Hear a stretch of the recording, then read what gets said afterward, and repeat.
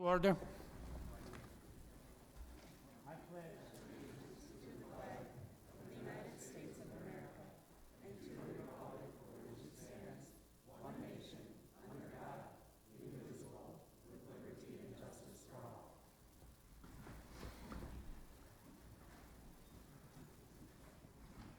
Roll call.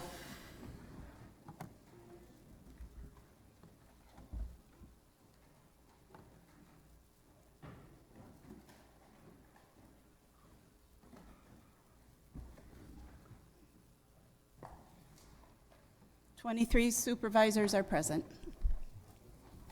Okay, also present are Youth in Government Eric Lemire and Patrick Sterling. Welcome. Okay, we're going to start tonight with a presentation about the Narcan. So I believe is Rebecca there.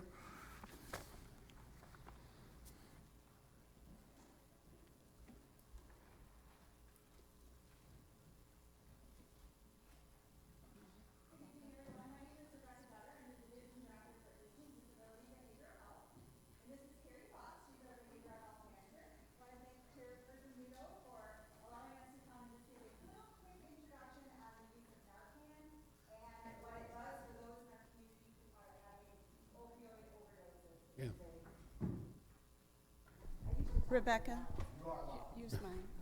I mean, it doesn't go far. Okay, well, Carrie can come up here.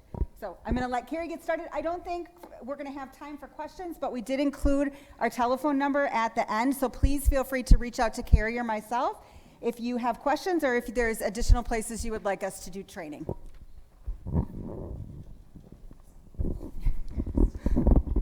So this is a little awkward, but we're going to go over the opioid training. So thank you very much, Chairman Nudo and Vice Chair Decker, for arranging this presentation this evening. Carrie Foss, Behavioral Health Manager at the Division of Aging, Disability, and Behavioral Health. You have handouts in front of you. You could follow along, and you also have a box of Narcan. So we'll talk quickly about what is an opioid. Manages pain, suppresses cough, and is often prescribed to treat an opioid addiction and disorder, cause feelings of contentment and euphoria that could last up between 3 and 24 hours. And in excessive amounts, they can suppress a person's ability to breathe. I'm sorry, Reggie. The opioid will bind to a person's brain receptors, opioid receptors, triggering a release of dopamine, which is linked to pleasure and reward. Chronic opioid use changes both the amount and the sensitivity of dopamine receptors, causing the body to need a constant supply to feel just normal. So examples of opioids are heroin, illicit opioids, heroin, and non-pharmaceutical fentanyl. And there are examples of prescribed opioids, which are painkillers, morphine, Percocet, hydrocodone. The list is extensive, and again, you have those in your handouts. So how would you recognize a person having an opioid overdose? This person would be unresponsive, unconscious. Breathing would be slow or shallow. Pulse slow or erratic. Loud snoring or gurgling noises. Limp body. Gray, pale, clammy skin. Lips, fingertips, and feet have a bluish tint. When a person is having an opioid overdose, they are not breathing. So what is Narcan? You have a box of it, each and every one of you on your desk right now. That is the medication that reverses the overdose by restoring breathing. It can be administered intranasal, intramuscular, or intravenous. You all have the intranasal. Wears off in 30 to 90 minutes. It's safe for children, pregnant women, and pets. Has no significant side effects. Cannot be used to get high. Only effective in reversing opioid overdoses, and no effect on someone who is not having an opioid overdose. So how does this work? The brain has many receptors for opioids. When too much opioids fits on too many receptors, overdose occurs. The Narcan knocks the opioids off the receptors and restores breathing almost instantaneously.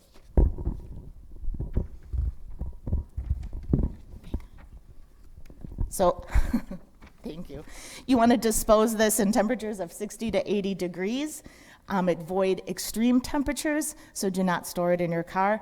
That nasal Narcan that you have can be disposed in your trash if you still have it when it expires. So how do you respond to an overdose? First you want to do is shake and wake. Grab someone by the shoulders, ask if you're okay. If the person doesn't respond, they're not okay. The next step is to absolutely call 911, and then you give Narcan. So you have the Narcan in your boxes. You would open up a box. You would take out one packet. There's two in each box. You take it in your hand, put it in your hand. That's okay, Amanda. You would take it in your hand, put it right up into your hand. It looks like a dispenser. Put it to the nose and dispense with authority. Dispense quickly. If there is no response within just a few moments, you would take the other packet out of that box and dispense it again. Same technique, right up to the nose, so your fingers touch a nostril, and dispense with authority. You would only want to wait a few moments. You have called 911. What is your responsibility after you've administered the Narcan? Until our first responders get there, you would want to remain with the person, keep them calm, and encourage them not to use again. Please remember that a person, once you administer Narcan, can become either agitated or even aggressive. We don't have time for questions. We want to be respectful of the agenda. Rebecca and my information is on the back slide, and so please call anytime if there's any questions about this. Thank you so much. I just do want to point out one thing really quickly, and that is opioid overdoses don't just happen to heroin users. So these aren't people on the side of the street that are using heroin. Opioid overdoses can happen to anyone who's been given any type of medication that has an opioid in it. We oftentimes see overdoses in 50, 60, 70, and 80-year-olds. So having Narcan on you is your way to save a life. It's also a way to assist somebody who's having an overdose. But I just always want to make sure we point that out, because these are not, the majority of the people that are used Narcan on are not people who are using illicit drugs. So thank you very much for your time. Thank you.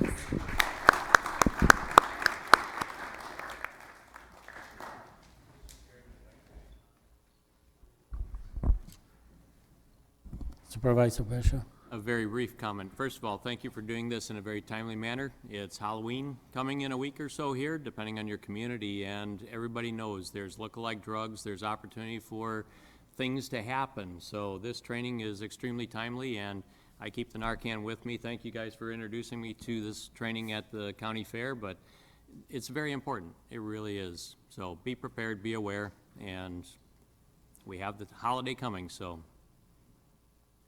Thank you. Citizen comments. Any citizen that wish to speak?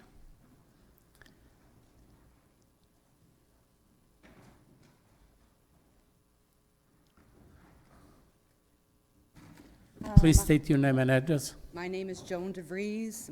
I live at 933 75th Street. Especially after a presentation like that, this may seem a little superfluous, but I'm here about the book Homegoing. Portions of my comments may be redundant. I kind of hope they are. That mean maybe you read the paper.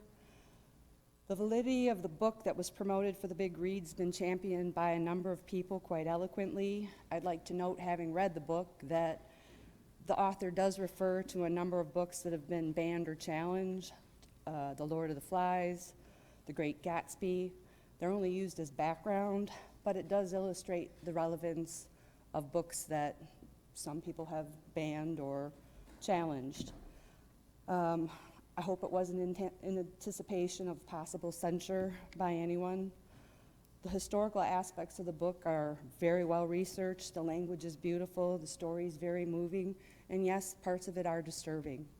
The National Endowment for the Arts promotes literacy. It funds the giveaway of a chosen book to the public for the course of the big read. It's a voluntary program. It provides multiple venues to discuss the themes in the books. This year it is geared towards adults, not teens or adults. It is just adults. I've never seen a book jacket or a legitimate review of a book or the synopsis of a book limited to one portion of a book. that the worth of a book can be judged by one incident in it or a few highlighted paragraphs is ludicrous. The broader issue is the mindset that this would be brought to the board. Since the initial article, you know, a board member is concerned about the title, subsequent attempts to change it, possibly to undermine what the library director had chosen, and then bringing his concerns to the board. And I don't know to what end that was. And I think that some of the people that were concerned about this, that is the question. To what end are these concerns brought to the board? If you read, we should be able to read what we'd like. We're adults. It's the county board system's job is to review financial statements and problems with the library. It's not to police what adults read. I've been reading what I've wanted since I was a preteen. I really find it kind of insulting, and I know a lot of people that do, that believe that you have the right to say it's inappropriate. It may be inappropriate for certain ages, but to tell us what we can read. And the big question is, where are you going with this? And I think that's the concern of a lot of people. What will you do with this? And any kind of answer would be greatly appreciated. In the meantime, I'd like to thank you for boosting the sales of the book and the readership, because I know a lot of people that have read it now. It is a great book. If you find it offensive, close it. But please, you shouldn't be interceding in a library program where we have a library director who's a very good library director and has the support of her board and the support of a lot of people. And this is a voluntary program, and it's also a program geared toward adults. Thank you very much, and thank you for everything that you do. Thank you for your comments. Any other citizen wish to speak? Any other citizen wish to speak? Any other citizen wish to speak? Seeing none, citizen comments are closed.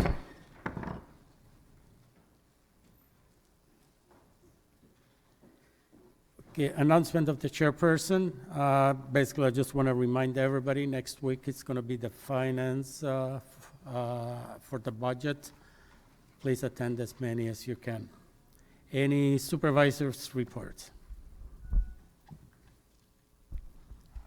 Any supervisor reports? Supervisor Stoker. It's clear that my announcement a few weeks ago needs a clarification. Thank you, Chairman. A few weeks ago, I reported that the city librarian recommended a book to read next year. There seems to be some confusion regarding my intent.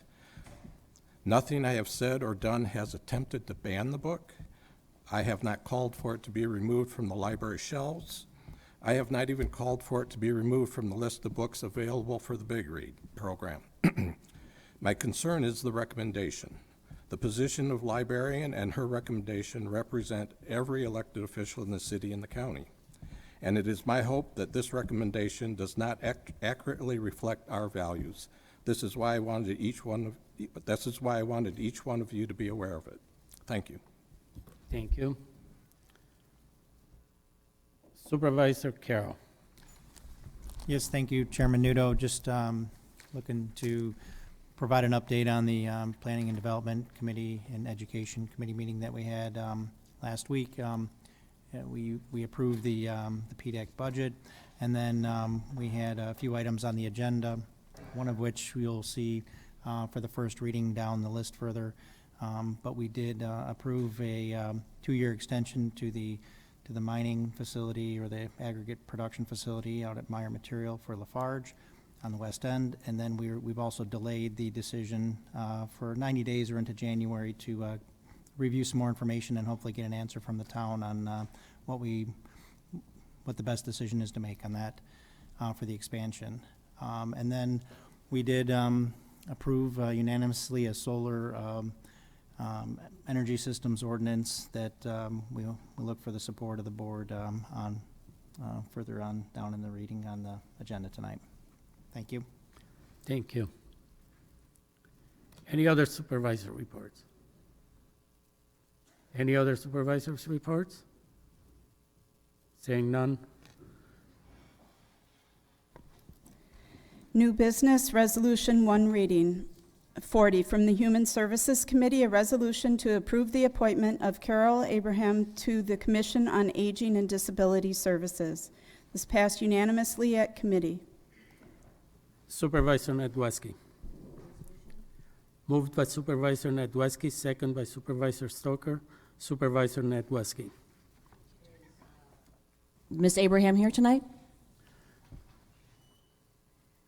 Ms. Abraham came highly recommended, this passed unanimously in committee, and I ask for your support.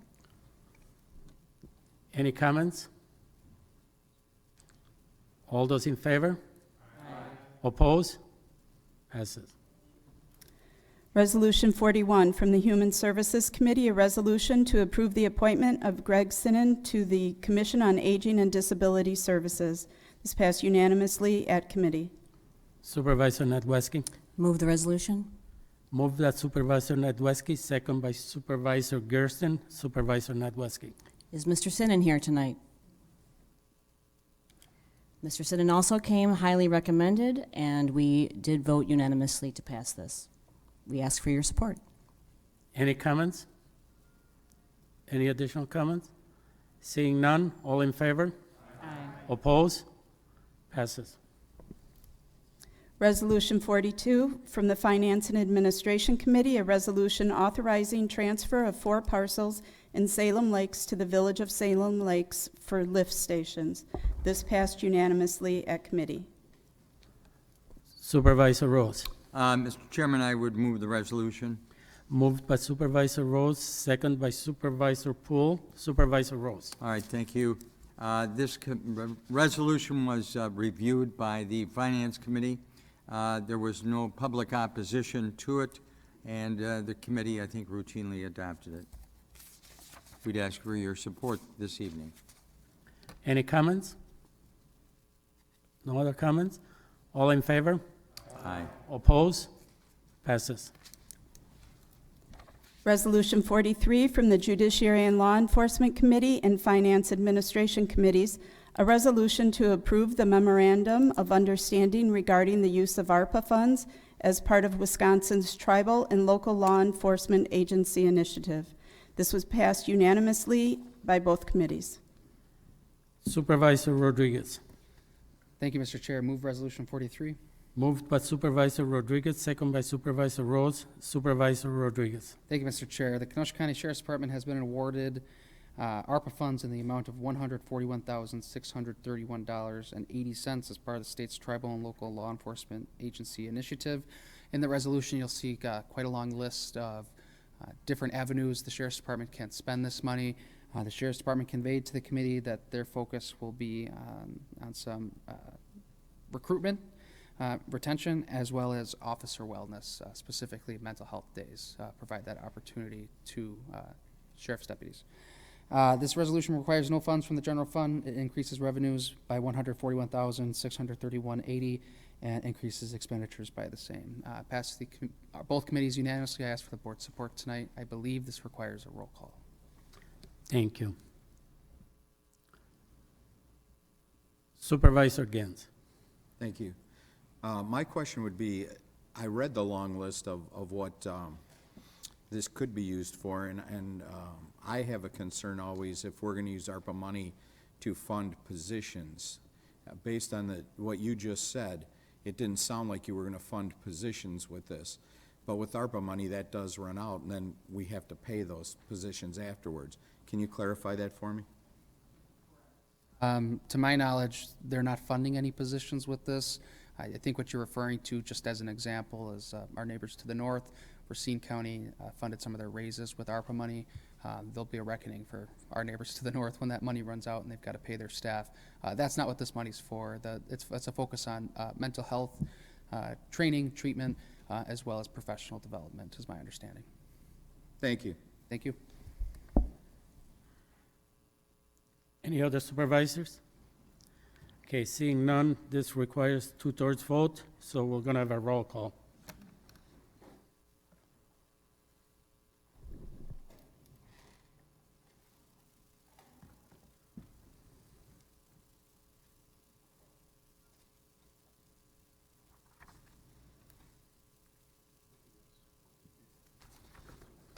Resolution 43 passes unanimously.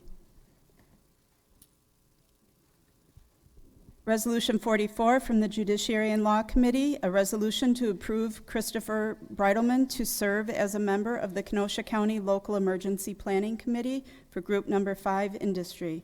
This passed unanimously at committee. Supervisor Rodriguez. Thank you, Mr. Chair. Move Resolution 44. Moved by Supervisor Rodriguez, second by Supervisor Besho.